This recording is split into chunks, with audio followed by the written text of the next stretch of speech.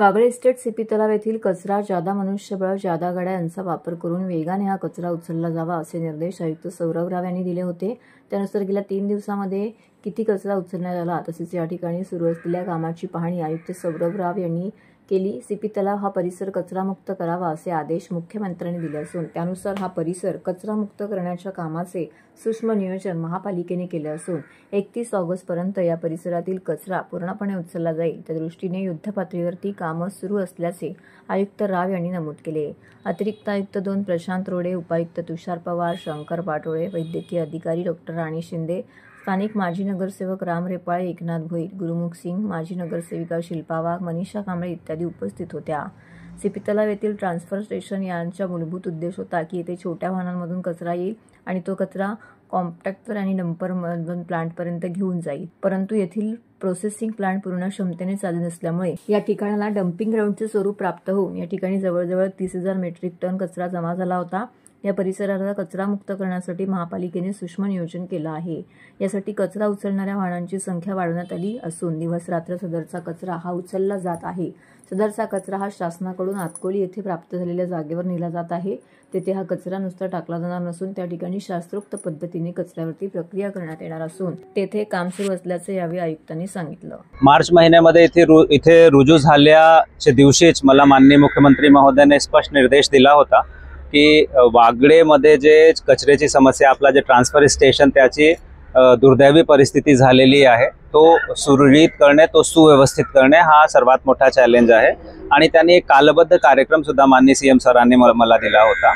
त्याच्या अनुषंगाने आपले सर्वकष प्रयत्न चालू होते। सर्व जे स्थानिक जनप्रतिनिधी आहेत त्यांनी खूप कष्ट केला आणि शासनाकडून आपल्याला एक पर्यायी जागा या कामासाठी प्राप्त झाली, जिथे आपल्याला कचऱ्याचा प्रोसेसिंग प्लांट तयार करायचा आहे। जिथे शास्त्रोक्त पद्धतीने कचऱ्याची विल्हेवाट लावणे याच्यावर आपण काम करणार आहे।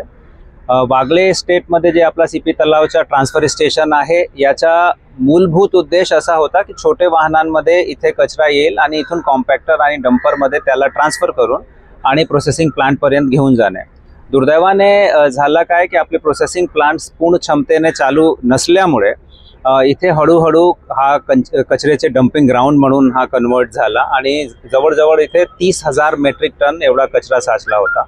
परत जुलैच्या महिन्यामध्ये माननीय सीएम सरांनी आम्हाला आणि जे आपले स्थानिक जनप्रतिनिधी आहेत सर्वांना हा निर्देश दिला की कसल्याही परिस्थितीत हा 31 ऑगस्ट त्याचे पूर्व वागळेला आपण पूर्व स्थितीमध्ये आपण आणावा आणि तिथून कचऱ्याचा जे ढीग तिथे जे साचला आहे तो त्याच्यातून त्याला मुक्ती द्यावी, बंद व्हायला पाहिजे।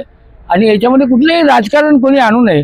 आम्हाला राजकारण जायचं नाहीये, आम्हाला इथल्या रहिवाशांना दिलासा द्यायचा आहे की दिवस रात्र काम करणारे आपले एकनाथ शिंदे साहेब आहेत, दिवसाचे 20 तास 22 तास काम करतात। त्याच्यामुळे त्यांच्याकडे बघून आम्हाला 12-14 तास काम करावं लागतं। आम्ही करतो, आम्हाला आनंद आहे आणि आमची बांधिलकी आहे जनतेशी।